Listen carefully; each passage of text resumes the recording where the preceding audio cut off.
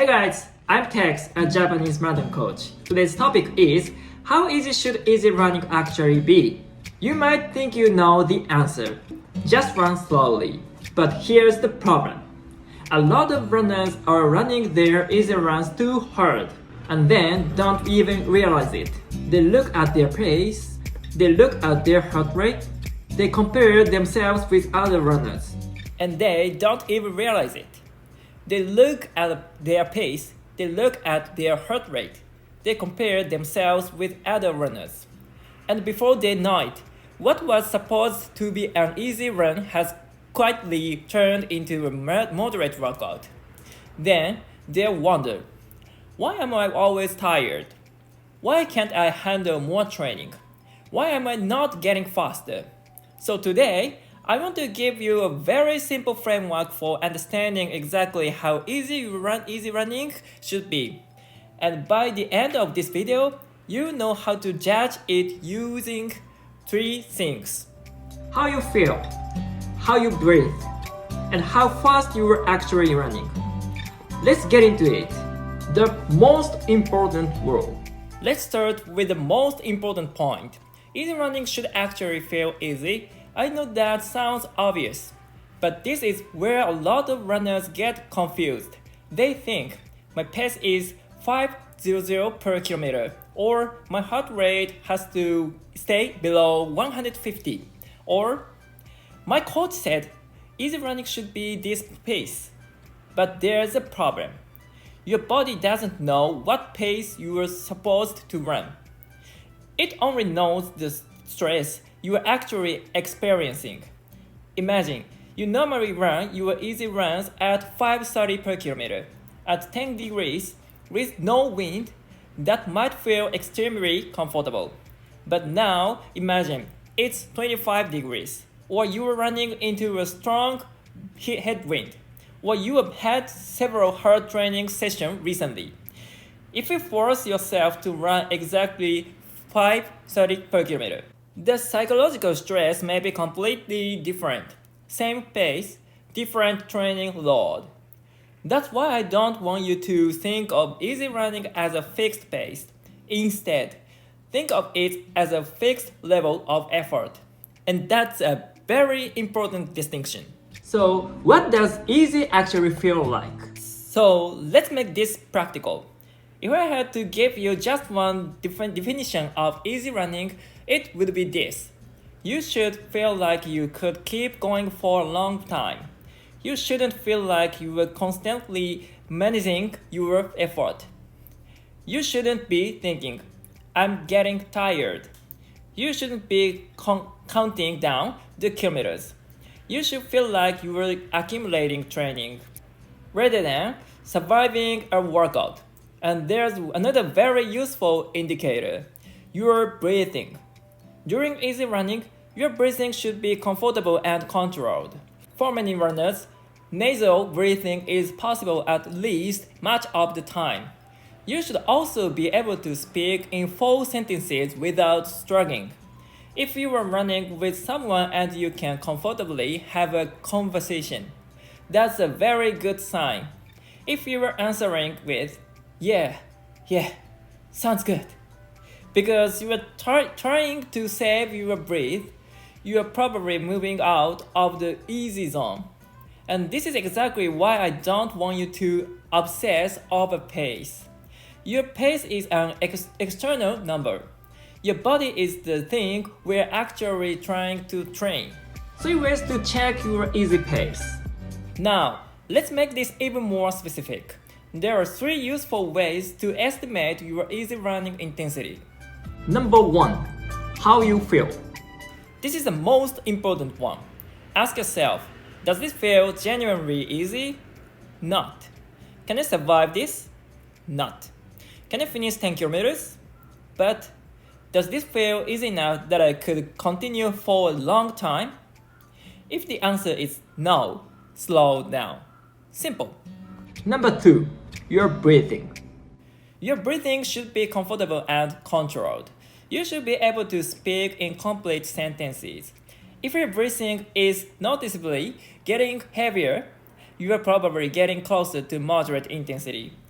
And if you're clearly breathing hard, that's no longer an easy run. Number 3. Pace. Now, we can finally talk about pace. And this is where I recommend using your 5K race pace as a reference point. Why 5K? Because it's a reliability short race that gives you a useful indication of your current running ability. For example, let's say you can run 5K in 20 minutes. That's 4 minutes per kilometer.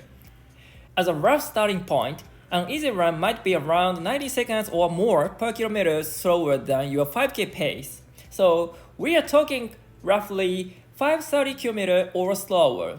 But remember, that's not a rule. It is a starting point. For one runner, 520 might be easy. For another runner, 545 might be easy. And on a hot day, both runners might need to slow down even more. So don't turn 5K pace plus 90 seconds into another rigid rule. The hierarchy should be feel fast, breathing second, numbers third. But what about steady running? Now, here's where things get interesting, because easy running isn't the only intensity you should be using. There is another very useful zone between easy running and hard running. I call it steady running. And this is where many runners get confused. Easy running should feel easy. Steady running should feel neither particularly easy nor particularly hard. You're working, but you're not pushing. You're not trying to prove anything. You're not racing the clock. You're simply running at a controlled, sustainable intensity, and your breathing becomes a useful indicator again. During steady running, you are approaching the point where your breathing becomes noticeably heavier. But you're still in control. You can still peak, but holding a conversation is no longer as effortless as it was during easy running. As a rough numerical reference, steady running may often fall somewhere around 40 to 60 seconds per kilometer slower than 5K race pace, although individual differences can be significant. And again, these numbers are references, not commandments. The biggest mistake, turning easy running into steady running. And this brings us to one of the biggest mistakes I see. A runner goes out for an easy run. They feel good, so they speed up. They feel even better, so they speed up again. And suddenly, their easy run becomes a steady run. And this doesn't sound like a big deal. But here's the problem. If you do this again, and again, and again, you can end up spending a huge amount of your training time in this uncomfortable middle ground. Not easy enough to recover well. Not hard enough to prove the specific stimulus of a hard workout. You're basically creating a training environment where every day is moderately stressful. And that can become a huge problem, because one of the biggest advantages of easy running is not that it makes you tired, it's that it allows you to train more. That's the entire point. You can run today, recover, run tomorrow, do your quality workout, recover, then run again. Easy running creates the foundation that allows you to accumulate a large amount of training. That's why I don't want you to think slower means less effective. Sometimes, slower is exactly what makes the entire training program more effective. The opposite mistake. But there is another mistake, and that's running everything too slowly. Yes, I just told you that many runners run easy days too hard, but that doesn't mean the slower, the better. That's not true either. If your goal is to improve your marathon performance, you eventually need to teach your body to run at something approaching your race-specific demands. That's why we use different training intensities. Easy running develops your ability to accumulate training. Steady running builds your aerobic engine, and harder, more specific running develops the ability to run fast. This is why I don't want you to turn your entire training program into slow jogging. The goal isn't simply to run slowly. The goal is to use the right intensity for the right purpose. Why I don't recommend using marathon pace as your main reference? Now, there's one more important question. Why do I recommend using your 5K pace as a reference instead of your marathon pace? Because your marathon performance isn't determined by aerobic ability alone. Muscular endurance matters enormously. Let's say you have a 5K PB of 20 minutes, but your marathon PB is 3:30. Your marathon pace is about 4:58 per kilometer. At first glance, 4:58 per kilometer might look like an easy pace because you can run 5K at 4:00 minutes per kilometer. But that doesn't necessarily mean your marathon pace is an appropriate reference for your easy running. Why? Because maybe your aerobic fitness is actually quite good, but your ability to maintain that speed for 42 kilometers is not.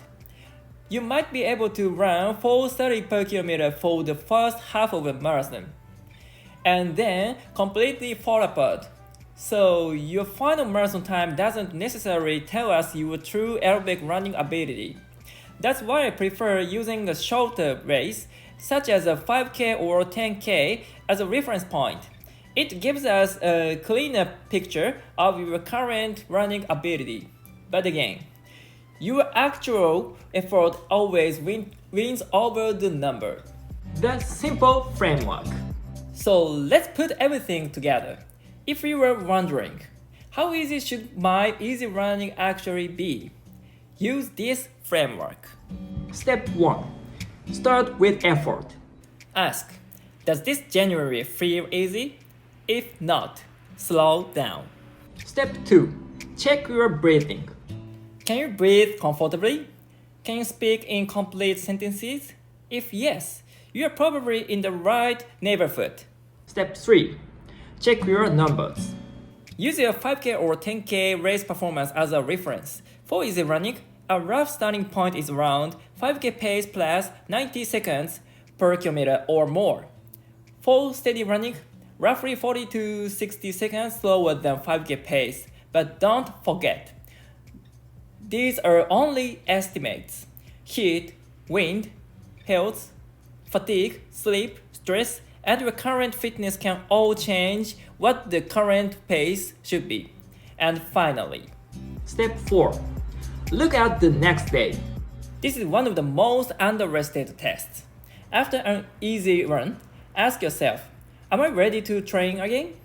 If your easy run constantly leaves you exhausted, maybe it wasn't actually easy. The big takeaway. And this is the biggest lesson I want you to take away from today's video. Easy running is not supposed to impress anyone. Nobody cares if your easy run was 10 seconds faster. Nobody gives you a medal for turning an easy day into a moderate day. The purpose of easy running is different. It allows you to accumulate training. It allows you to recover. And it allows you to come back tomorrow and train again. That's why one of the most important skills a runner can develop is learning to control their intensity. Not just learning how to run hard, but learning when not to run hard. Because if you can truly master easy running, you can train more consistently.